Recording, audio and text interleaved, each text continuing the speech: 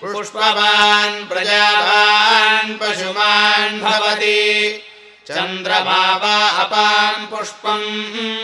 पुष्पवान् प्रजावान् पशुमान् भवति य एवं वेद योपामायतनं वेद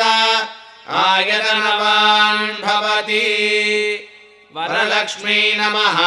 मन्त्रपुष्पं समर्पयामि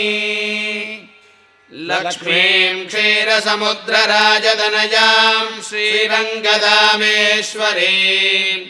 दासीभूतसमस्तदेववनितां लोकैकदीपाङ्कुरां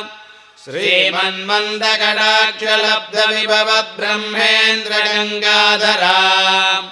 त्वां त्रैलोक्यकुटुम्बिनीं सरसिजां वन्दे मुकुन्दप्रियाम्।